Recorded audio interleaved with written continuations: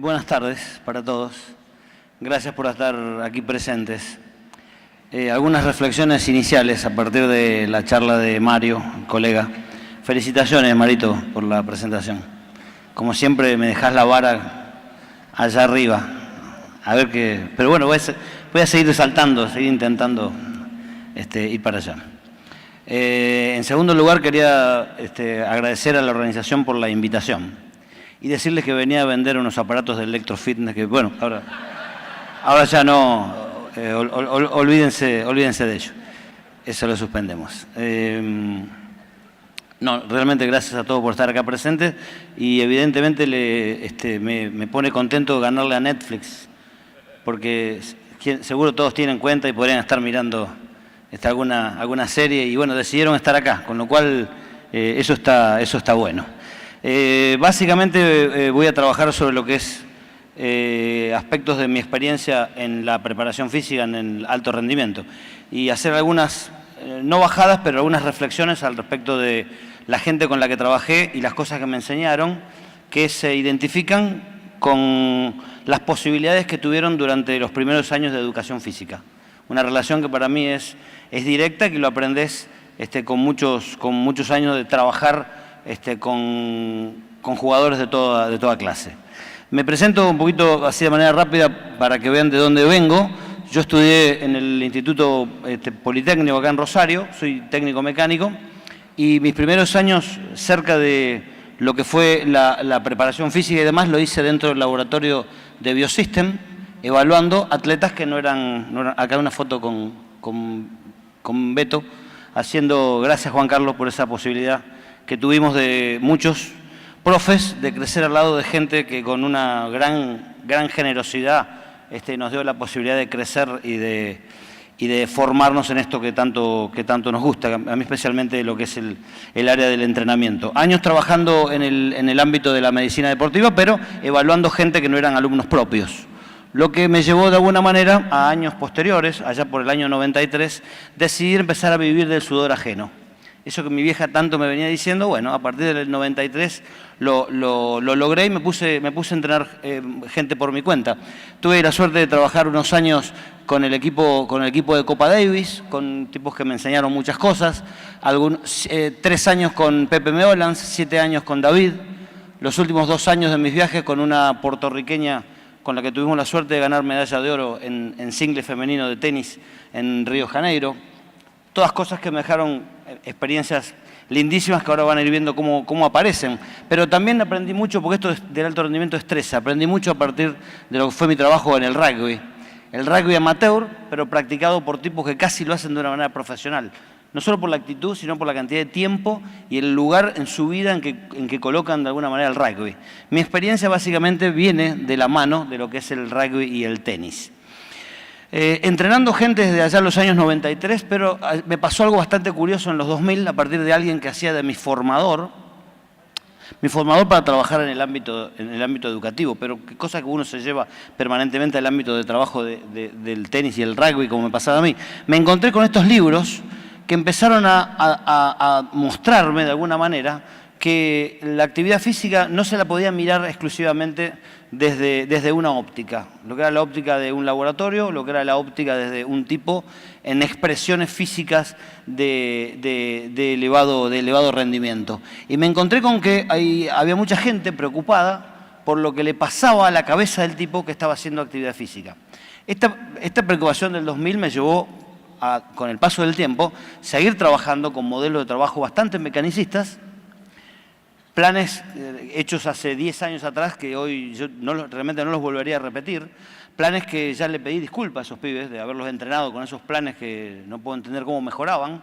No les devolví la guita por una cuestión obvia, pero sí le pedí disculpas a todos ellos y me encontré en ese tiempo en que había cosas que me empezaron a llevar a mí a una reflexión, a no mirar las cosas tan de una manera.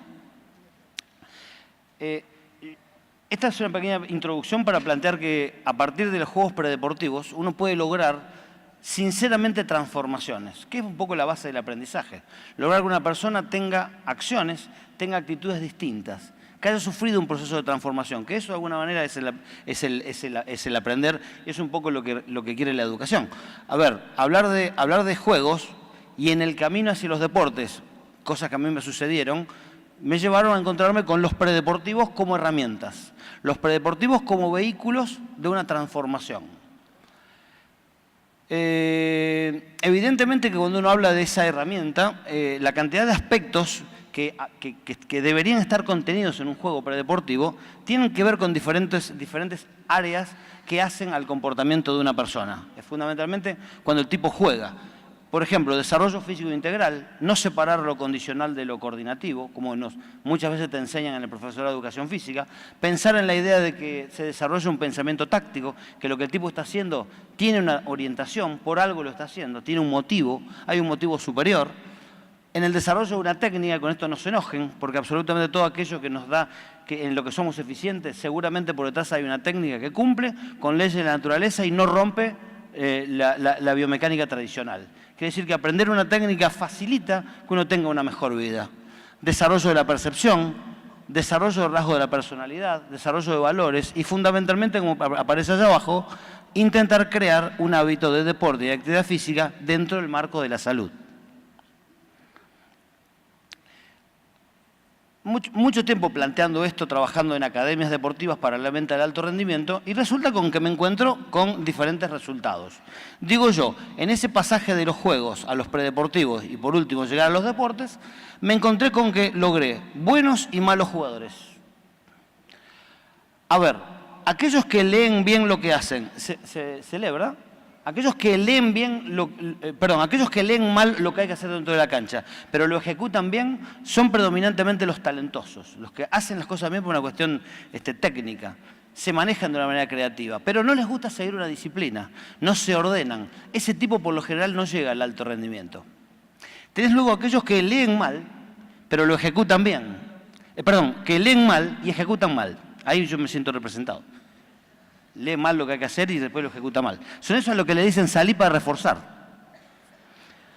Y hay muchos de esos, todos tenemos eso que conocemos. Luego aparecen aquellos que leen bien lo que hay que hacer, la tarea, y luego la ejecutan bien.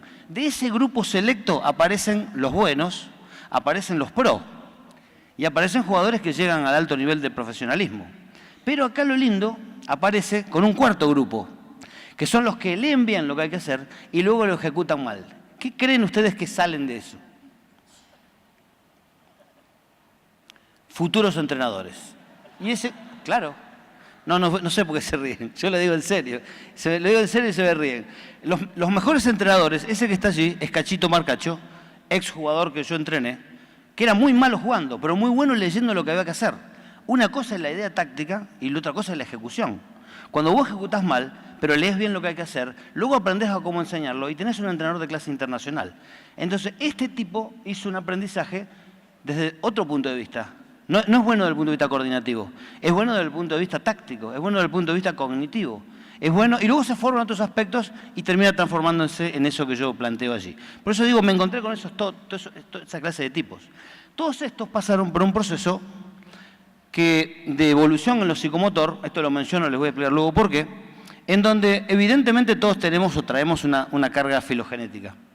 Una carga filogenética que en algún momento se presenta, se nota a partir de reflejos. Reflejos que luego se van a empezar a relacionar con una carga que es la ontogenética, que es la que nos permite a nosotros desarrollar el sistema nervioso y empezar a tener control sobre las acciones voluntarias. Ahora, también dentro de esa carga filogenética aparecen las emociones, que van a cortar absolutamente toda clase de rendimiento deportivo, inclusive situaciones de aprendizaje forzadas o situaciones de aprendizaje en donde el tipo se las ve mal. Pensando por otro lado en lo que es el desarrollo ontogenético, aparecen a edades muy tempranitas, meses de vida, patrones fundamentales de organización neuromotora. Esto hace referencia al proceso de conquista del mundo. Tiene que ver con el progreso de la evolución del sistema nervioso, de la cual evidentemente luego aparecen el movimiento consciente y voluntario. Entre el movimiento consciente y voluntario y el movimiento espontáneo van a aparecer luego marcadores somáticos que nos van a determinar en algunos momentos, especialmente a la hora de la performance. Y performance no tiene solamente que ver con el alto rendimiento. Vamos a decirlo de una manera más simplificada.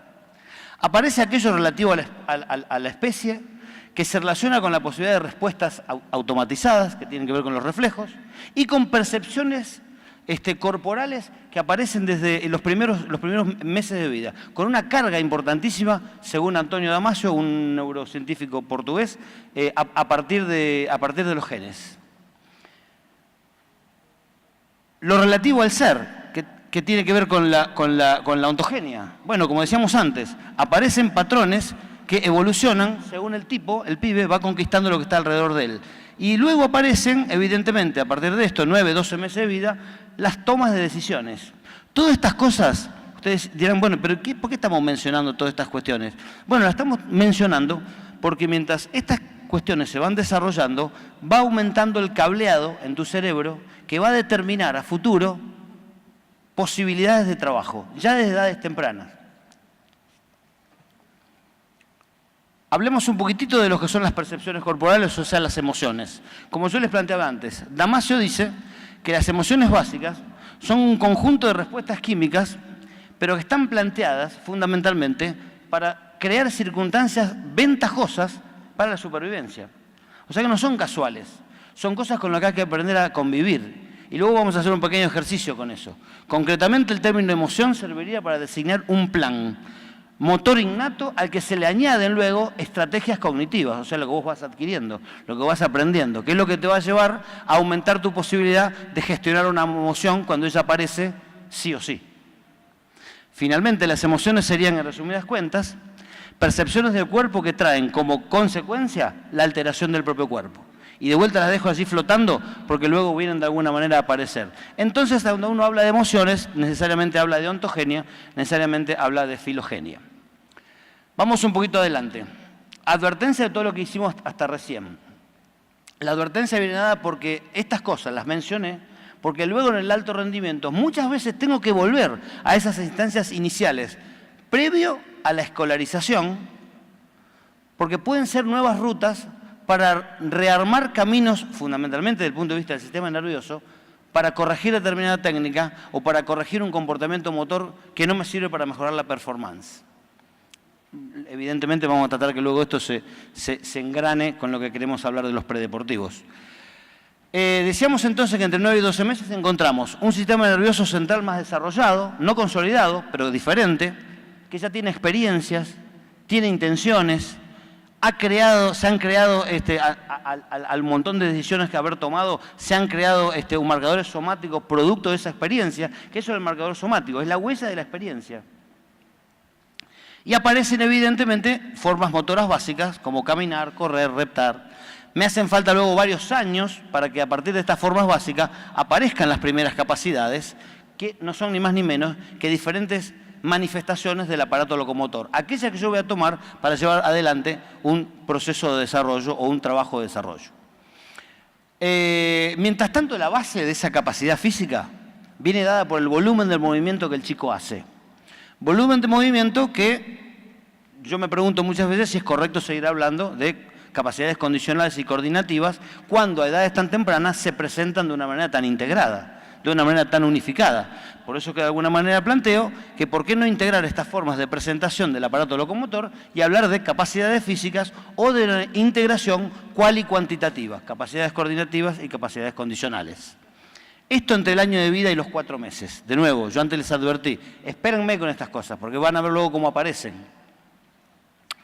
En un momento, en el sistema funcional de aprendizaje, lo primero que yo tengo es la potencialidad para poder hacer cosas, desarrollar capacidades y aprender movimientos que tienen una intención, que eso son las técnicas ni más ni menos.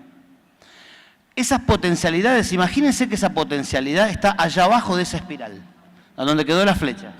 A partir de esa capacidad y trabajando sobre las capacidades motoras básicas, seguramente yo tengo que crear una destreza.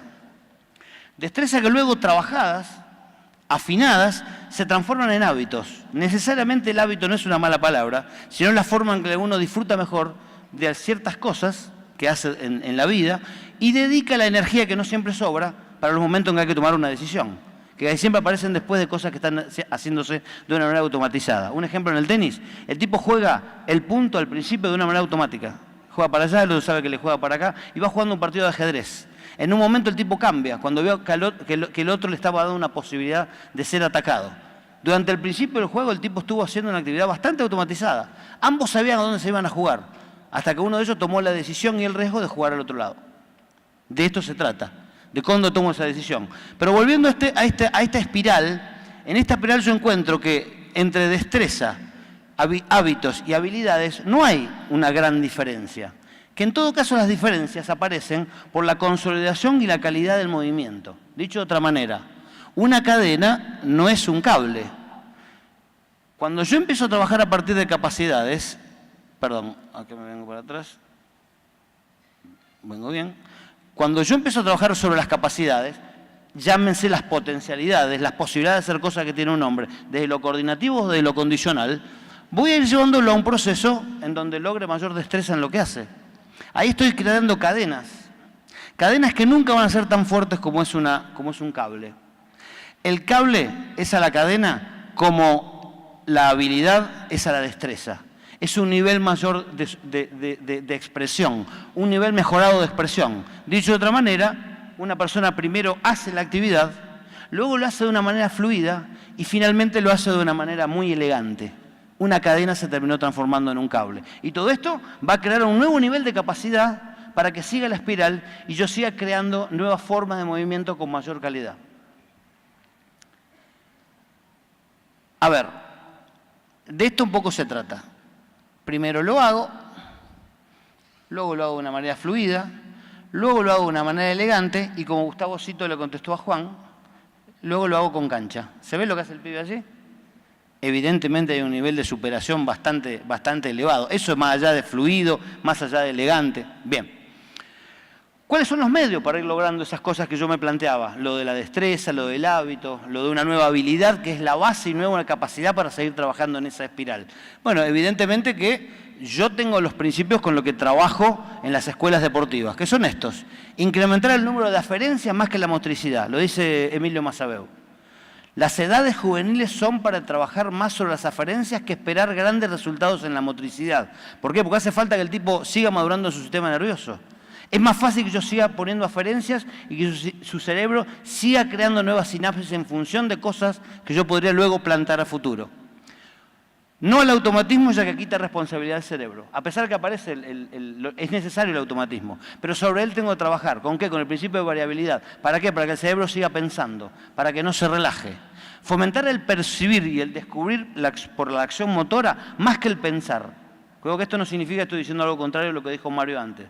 Digo yo que en el deporte, rendimiento, muchas veces queremos enseñar a pensar y yo digo, este pibe en el colegio le tenía que haber enseñado a percibir o tenía que haber fomentado el percibir, especialmente en los deportes abiertos de creación o situacionales. El predeportivo debe ser cognitivo y por ende predictivo. Por eso es un excelente medio para que el tipo aprenda a convivir con el entorno. Y por último, aprovechar la poda sináptica que se da entre los 11, 12, 13 años, porque me sirve para poder meter cosas nuevas en un cuerpo que se está reestructurando. Poda sináptica de 11, 12 años. Entonces, el predeportivo debe progresivamente orientarse, desde mi punto de vista, hacia dos deportes. Uno de características psicomotoras, en donde el tipo permanentemente está hablando consigo mismo. Ustedes, con la persona con la que más hablan durante el día es con ustedes mismos. Quiere decir que en algún momento no estaría mal que conecten en un deporte psicomotor. En mi caso, yo elegí el tenis, pensando que hay compromisos para superar. Por ejemplo, que el cerebro siempre tiende a pensar en negativo. Y decir no puedo significa que dentro de él no quiero. Y eso hay que vencerlo. Por eso insisto que la práctica de un deporte individual lleva a que uno vaya creando valores que luego te permiten mejor vivir en una sociedad. Pero también están aquellos deportes de índole sociomotora. En mi caso, evidentemente, yo elegí el rugby porque hablar de cooperación no es hablar de un hecho instintivo.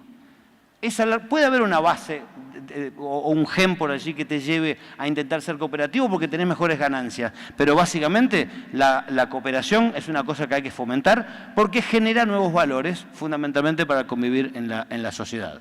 Entonces, cuando yo digo esto de orientarse a un deporte, hubiera deseado que desde el cole, hacia mi academia, mi club, mi escuela de un deporte, hayan aparecido cosas parecidas a este sistema que yo uso en la academia deportiva. Por un lado, el juego predeportivo o introductorio, en donde la consigna es que es solo un juego. Uno se puede equivocar. Si uno no se equivoca, no aprende, decía Pisani esta mañana. Se clona. Entonces, el equivocarse es parte de ese proceso. Ahora, el juego es lo que te lo permite. Por eso es ese medio simplificado. Apuntando a aspectos relevantes de la vida. Ya allí puedo empezar a introducir algunos valores. A partir de ese juego, empezar a poner algunas consignas que lo transformen en un ejercicio un poquito más cerrado, en donde la carga técnica sea mayor y en donde el cableado que hablábamos antes se empieza a reforzar. Por eso les dije, cuidado que voy a volver permanentemente a cosas que yo debería haber hecho o debería haber tenido. El ejercicio cerrado no es real de una competencia en donde hay incertidumbre. Quiere decir que de allí tengo que ir a otro tipo de ejercicio que es un poco más reglado y es lo que Seirulo llama situaciones simuladoras preferenciales. Entonces, tomar partes del juego, representarlas y al tipo ponerlo en el compromiso de rendir, usando evidentemente todo aquello que fue generando con las actividades anteriores. Esta situación simuladora contiene diversos aspectos, como un alto contacto con el entorno y la posibilidad real de generar vínculos, otro de los valores agregados de los deportes. Pero ya empezando por el predeportivo. Entonces yo digo, ¿por qué no se podrá en la escuela? No lo sé, no trabajo en escuela. ¿Por qué no se podrá en la escuela generar un círculo en donde al final aparezca la voluntad del educando de pertenecer a un juego, de pertenecer a un equipo, de llevar aquello que está haciendo en el colegio, esa inquietud, a una academia o a un club, en donde aparece el deporte de una manera maximizada y en donde nuevamente se van a generar otros valores que ya tienen que ver un poquito con la performance. Y repito, performance no debería ser una mala palabra. Ahí está. Antes yo le decía, no siempre dan resultado estas cosas, estos procesos. ¿Por qué? Porque el ser, no todos responden de la misma manera y los tiempos de aprendizaje siempre son distintos. Con lo cual, las fórmulas de rendimiento siempre aparecen en esto que uno hace. ¿Aceptan esa fórmula? Que el rendimiento es sinónimo de aquello que hago bien, más aquello otro que hago bien, más aquello otro que hago bien. ¿Sí?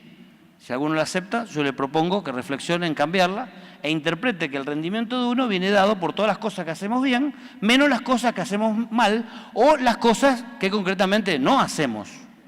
En el entrenamiento de alto rendimiento las cosas concretas. Aquello que uno no entrena después no la tiene. Quiere decir que la fórmula del rendimiento tiene que ver con las cosas que uno hace bien, menos las cosas que no está haciendo bien todavía. Entonces esto me lleva a mí a generarme un modelo de preparación que está integrado desde edad temprana. Esto me lleva a mí de alguna manera a que quizás a partir del juego predeportivo yo pueda integrar un montón de cosas que luego aparecen en una competición fundamentalmente cuando esta tiene incertidumbre, complejidad y situaciones azarosas que se dan en la competencia. Yo en el tenis armé mi propio modelo por necesidad. En mi propio modelo aparecen que en entrenamiento yo trato de generar 3 básicas estructuras. Una de ellas tiene que ver con lo coordinativo, la otra tiene que ver más con lo condicional y la última tiene que ver con aspectos mentales. Esto yo lo uso muchísimo en tenis, estas 6 subestructuras.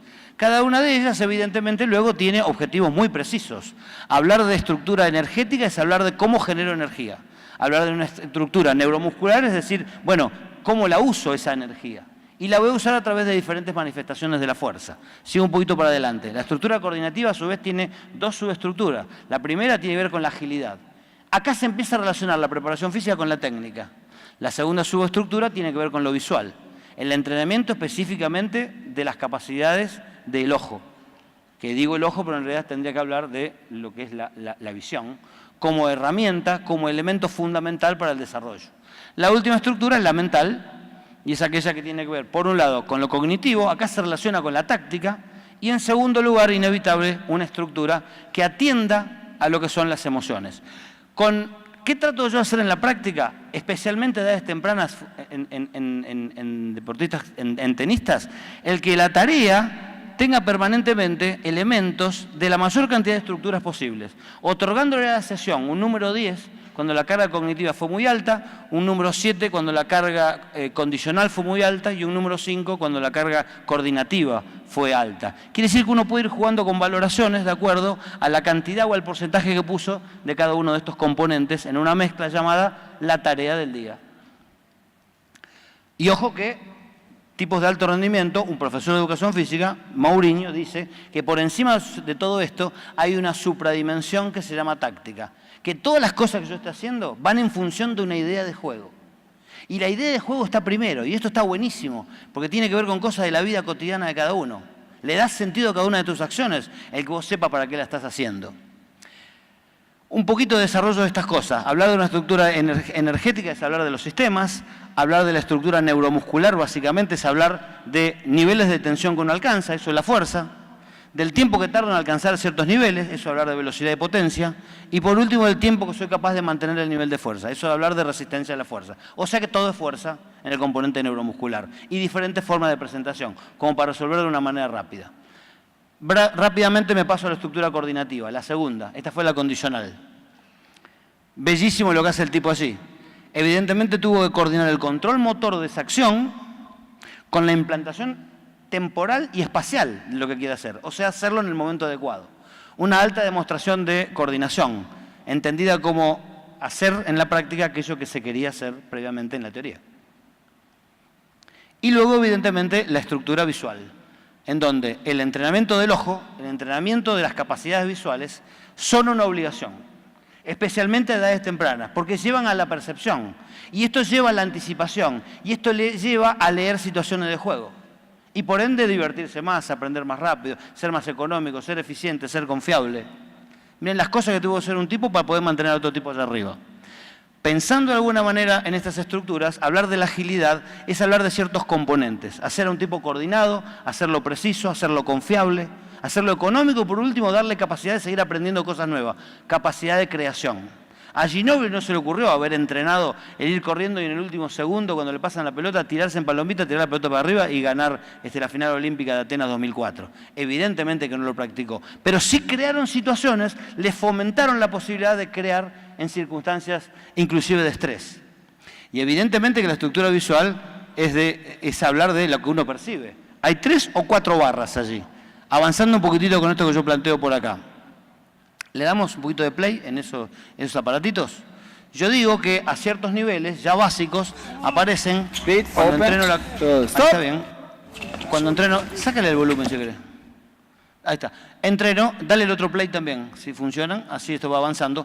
En el tenis aparecen 4 patrones básicos, que son el traccionar, el empujar, el subir y bajar, el rotar y último, digo que puede haber un quinto que tiene que ver con la combinación de todos los anteriores. Entonces ya no sigo trabajando sobre las cualidades motoras. Eso ya lo debía haber trabajado hasta antes de los 12 años. Ya con estos pibes lo que trato de trabajar básicamente son cosas muy específicas. De hecho, allá arriba dice que la agilidad es recontra específica, no específica, es recontra específica. Y necesito una buena educación física para que estas cosas salgan de una manera económica, confiable, precisa, y que el tipo tenga capacidad de seguir creando. Vamos un poquito al otro subcomponente de lo que era lo coordinativo, que era lo visual. Hablando de visual, hay autores que plantean alrededor de 12, 13 y quizás más habilidades visuales. ¿Cuántas nosotros entrenamos de estas habilidades visuales? Sea en un club, en una academia o en el colegio. ¿Sobre cuántas de ellas estamos tratando de trabajar? Recuerden que trabajar sobre la visión es trabajar sobre 9 pares de músculos que hacen a los ojos como herramienta de la visión. Vamos a hacer una pequeñita experiencia sobre una de ellas, que es la agudeza visual dinámica. Les propongo que del video que va a aparecer, ahora esperame un segundito, determinen la cantidad de pases que se dan las personas que están vestidas de blanco. El que ya sabe la respuesta, no se la diga al de al lado, no se haga el piola. ¿Vamos con el play? La cantidad de pases que se dan las personas que están vestidas con ropa blanca. Esto tiene que ver con la agudeza visual.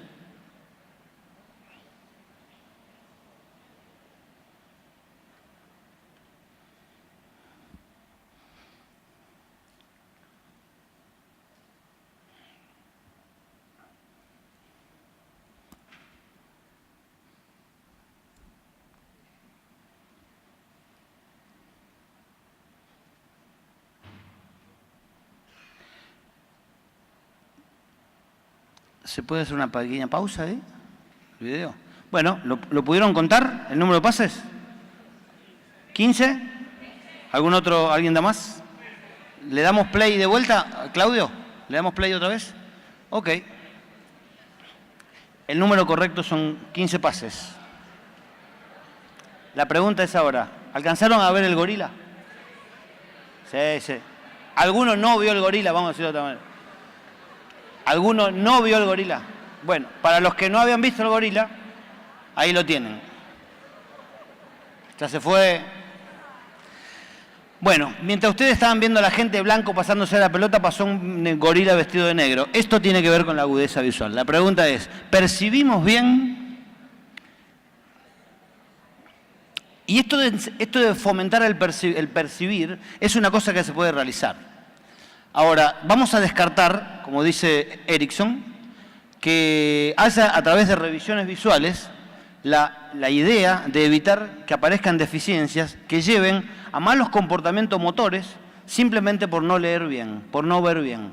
Yo creo que es una cosa que hay que descartarla, porque la mayoría de los profes damos por sentado que los pibes, por ser jóvenes y chicos y en etapa de crecimiento, están bien de la visión. Y yo creo que la cosa no es así. No demos por sentado nada, así como damos por sentado que el que empieza a hacer actividad física tiene salud. Bueno, no, el que dice si tiene salud o no se pasa el médico. Vamos un poquito para adelante con estas cosas. Damos play a este video. Fíjense lo que hace este tipo acá. Hay un tipo que en un momento,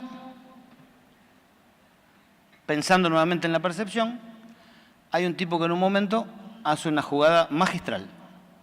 Y no es casualidad. Ese hace una cagada, no una magistral. Se la da a un negro chiquito que sale corriendo, que se la pasa a un negro más grandote. ¿Se vio? Bien, ahora lo van a repetir para que vean la genialidad que el tipo hizo, que en realidad no es ninguna genialidad. Dale play un poquito más, porque por ahí lo repito. Ahí está. Gracias, Claudio. Para que lo vean un poquito más en detalle, algo que tiene que ver con la percepción, que evidentemente se fomenta a edades de escolarización. Toma, dale vos que yo ya me cansé de hacer punto, le dijo el negro. Grandote. Ok, ahora sí sigo para adelante un poquitito. Y esto es lo que hay que fomentar a percibir, y que hay que hacerlo a edades tempranas, si no el problema aparece cuando el tipo intenta hacer algo de rendimiento. ¿Qué vemos allí? ¿Qué vemos allí además de una mano? Bueno, la mayoría ve una mano con 5 dedos. Y yo digo que ahí hay una mano con 5 dedos, y hay algo que el tipo vio, el jugador del video, que además de 5 dedos hay 4 espacios.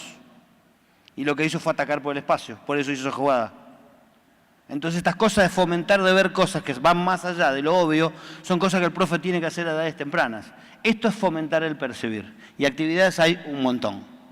Sigo un poquito para adelante por la última estructura, que es la mental, en donde hay que hablar de lo cognitivo, lo que se relaciona con la táctica, con la idea de juego, y evidentemente también hay que hablar del aspecto emocional. Hablar de la estructura cognitiva, fíjense lo que plantea Haynes. El tipo dice que la decisión la toma de decisión se puede dividir en dos partes. Por un lado, el proceso cerebral, algo que ocurre en el cerebro y que te lleva a elegir entre una cosa u otra. Elegiste. En realidad, eligió tu cerebro antes que vos lo pongas en práctica. No importa. Por el otro, conscientemente, sabés qué querés hacer y ahora tomás una decisión. Pero parece que antes de eso se produce un procesamiento inconsciente en el cerebro y sucede algo que prepara tu decisión. Se terminó el libre albedrío. ¿Qué te conduce hasta ella y que influye de la manera en la que luego tu mente consciente elige? O sea que lo eligió previamente tu cerebro. ¿En base a qué? A percepciones previas. Por eso insisto en que más que enseñar a pensar, en los deportes de situación, hay que enseñar a percibir. Vamos por el otro lado. Yendo por el lado emocional, con lo cual algo tenemos que hacer, inevitablemente, porque el hombre tiene emociones que las ha podido controlar o no tanto desde hace muchísimo tiempo atrás. Breve, esto lo paso, si no siempre trabajamos sobre lo mismo, paso un poquitito. Ahí están, esos son de alguna manera las emociones de las que estamos hablando. Y vamos a hacer una pequeña práctica como para que se entienda un poquito más claramente. Les pido por favor que durante 3 segundos cierren los ojos, ¿sí? 1 y luego los abran. 1, 2 y 3. Ahora los pueden abrir. Ajá. Esas son las emociones. No voy a seguir hablando del tema. Quedó claro. Lo que sí puedo agregarle a este tema que no se pueden evitar que aparezcan. Lo que hay que tratar de hacer es poner mecanismos que te lleven a poder gestionarlas. Los buenos las gestionan, los malos dejan que la emoción lo invada y le cruza toda la capacidad de rendimiento. De hecho, Damasio, antes decíamos que hablaba de alguna manera de esto de crear situaciones ventajosas y de alguna manera de tratar de trabajarlas. Pensando en las emociones, hago un pequeño break y salgo para la etapa adolescente. Salgo por cosas que nos pasan con los adolescentes que los queremos matar. Lo primero que hay que hacer es comprenderlo, porque en etapa de adolescencia, el sistema límbico, háblese de hipocampo, amígdala, que está vinculado a las emociones, madura de una manera prematura, frente a un neocórtex que madura de manera tardía. Quiere decir que los mecanismos de frenado, de tomas de decisiones racionales, aparecen mucho más tarde en el joven. Esta asincronía en los procesos de maduración lleva a que prevalezca la excitación emocional por sobre el pensamiento lógico. Lo bueno de esto es que en esas edades, cuando está sucediendo esto de la locura por la emoción, dejarse llevar por las emociones y no poder frenarlas porque el neocórtex no está desarrollado, implica paralelamente, como decíamos antes, una poda sináptica. Es el momento en que el cerebro hace lo mismo que vos haces con el rosal en tu casa. Lo podás para que crezca mejor. Lo mismo es el cerebro con un montón de sinapsis que no usa, un montón de conexiones que no necesita, fundamentalmente para que se refuercen las conexiones que van a ser necesarias a futuro. Y van a ser necesarias aquellas que vos fomentes que sean. Por eso que es una etapa ideal, a pesar de la rebeldía y toda la locura del joven, de inyectar cosas nuevas, de proponerle cosas nuevas, proponerle nuevos descubrimientos. Por eso que cuando en la teoría de las fases sensibles de Martin, él plantea de alguna manera que allá por las edades de 11, 12 años, el hecho de entrenar las capacidades motrices es una cosa fundamental.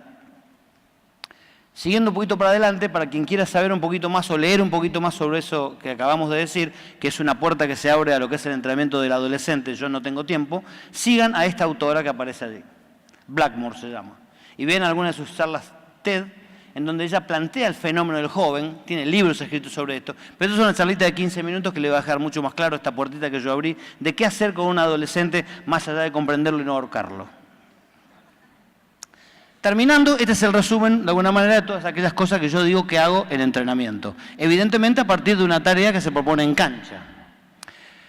En su momento le preguntan a Vicente del Bosque, ¿es verdad que usted dijo que a los jugadores no los trata por igual? Y el tipo dijo, sí, no hay mayor injusticia que tratar a todo el mundo por igual. ¿Por qué? Porque son individualidades. Entonces, más allá de que yo esté proponiendo un sistema de trabajo, es evidente que en muchos momentos hay que ajustar todo el plan, hay que permitir que tenga flexibilidad para que se adapte a las características que tienen los jugadores y no trabajar de una manera igual con todos. Cuando yo planteo estas sesiones de entrenamiento y digo que las voy a trabajar a través de 3 estructuras que yo pueda conectar en la práctica, en contacto con el entrenador, haciéndolo en cancha, y mi idea es que esto debería poder hacerse también a partir de juegos predeportivos y que podría poder hacerse a partir de lo que se hace en el colegio con las clases, la idea es que estas 3 cosas estén presentes. Y si yo elijo otro deporte, como es el rugby, van a aparecer otras estructuras nuevas. ¿Por qué? Porque de esta manera, trabajando integrado todo eso, lejos de una licuadora, lo que necesito es sentarme a planificar. Pero voy a generar algo que Seguro dice, que son más ricas experiencias. Porque yo voy a empezar a sacar conclusiones de un montón de cosas que al tipo le pasaron, desde el punto de vista coordinativo, desde el punto de vista condicional y fundamentalmente desde el punto de vista cognitivo. Dicho de otra forma, siempre está la posibilidad de volver a patrones fundamentales de movimiento que servirían para corregir, no lo conozco en la práctica, hay gente que dice que sí lo ha hecho en la práctica, volver a los patrones neurológicos fundamentales de la organización corporal total como herramienta en función de la corrección y el mejoramiento de los movimientos básicos para luego salir a adquirir nuevos patrones, que tienen que ver con tareas específicas como lo que pasa en los deportes. Por eso dije que todo vuelve a esas etapas tempranas. De alguna manera, para ir cerrando, este que está acá, que es Huxley, dijo en un momento que la experiencia no es lo que a ustedes les sucede, sino lo que ustedes hacen con lo que les sucede, que no es lo mismo. Esto es capitalizar. El contexto del rugby, como para ir realmente cerrando, así como antes planteamos estas estructuras que yo planteé en la parte de tenis, digo que acá pasa algo similar en el contexto del rugby, solo que le tengo que sumar un elemento que tiene que ver con la dimensión social efectiva. Fundamentalmente para generar ciertos valores que hacen a la competencia, necesarios en la competencia. Y a su vez, dos subestructuras. Una de ellas tiene que ver con la organización temporal espacial, donde se para cada uno en función de lo que quieren hacer. Qué tan adelante, qué tan atrás, qué tan arriba, qué tan abajo, qué tan abierto. Y esto de alguna manera hay que desarrollarlo. Y evidentemente, por otro lado, el componente relacional, la manera en que los jugadores se relacionan entre sí. En esta dimensión, que es hablar del desarrollo de actividades en un espacio común, que casi siempre tiene que ver con la cancha, aparecen dos cosas. Yo decía, la organización temporal, que comprende la ubicación en el campo en función de si ataco, si defiendo, si apoyo. Es mucho. ¿Ustedes creen que es lo mismo decirle a un jugador que el rugby son 15 tipos atacando y 15 tipos defendiendo? Que decirle que en el rugby es un deporte en donde 30 tipos atacan, solo que 15 de ellos con la pelota y otros 15 sin ella. Evidentemente que son dos cosas distintas, son dos miradas distintas. En el rugby hay 30 tipos que se están atacando, 15 con y 15 sin pelota. Y esto te tiene que cambiar la actitud. Y esto te tiene que llevar a desarrollar valores como son la cooperación. Y luego las relaciones interpersonales. La práctica de actividades basadas en desarrollar valores.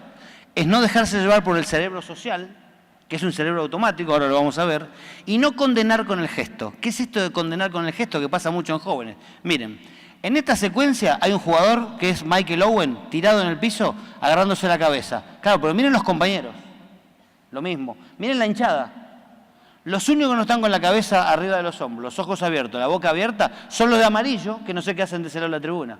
Acá en Argentina los hubieran cagado a trompada, porque tendrían que estar del otro lado o en su casa no pudiendo ver el partido. Evidentemente, este es un gesto social y el joven lo hace mucho y esto también condena. Entonces, evidentemente que eso de alguna manera hay que tratar de administrarlo. Ahora sí, finalizando, en los predeportivos, creo yo, se pueden generar vehículos, o el predeportivo es un vehículo para generar ciertos valores, por un lado que tienen que ver con el orden personal, como por ejemplo pasa en el tenis. Imposible jugar a alto rendimiento del tenis si el tipo no ha desarrollado gratitud, humildad, honestidad, prudencia, responsabilidad, bla, bla, bla, bla, bla. Y en el rugby pasa lo mismo, pero con valores que tienen que ver con lo social, que tienen que ver con el compartir, que tienen que ver con ponerse de acuerdo en espacios comunes y desarrollar la dedicación, el esfuerzo, el sufrimiento, la aceptación, la cooperación, el orgullo por lo que uno hace, el compromiso con la actividad. Valores necesarios para luego vivir en la sociedad como el que lo plantea Mario, una sociedad sana. Bueno, y ni que hablar el deporte en función de crear hábitos saludables, o sea, el deporte para toda la vida. Ahora sí, de alguna manera ya cerrando, me gustaría plantear que, como ven, yo no considero al deporte como meras expresiones físicas, sino que permanentemente el deporte debería transformarse en una circunstancia de aprendizaje a todo momento, a todo momento. Estos tipos deberían estar festejando cada uno por separado. Uno ganó, el otro perdió y están festejando juntos. La integración de todos los aspectos relevantes debe ser estimulada en la práctica. Lo que yo no haga en la práctica luego no aparece en un partido. El partido tiene que ser el reflejo, la previa, el partido y el posterior al partido, por eso me quedo con el rugby y con su tercer tiempo, tiene que ser reflejo de lo que el tipo entrena durante la semana. Y finalmente, que el hombre reacciona permanentemente como una unidad. O sea, que esto que hace en el deporte debería poder llevarlo luego al espacio común por fuera de la cancha. De alguna manera, gracias a todos aquellos que encuentran buenos momentos para aprender, educarse, y esto genera, evidentemente, libertad. Gracias.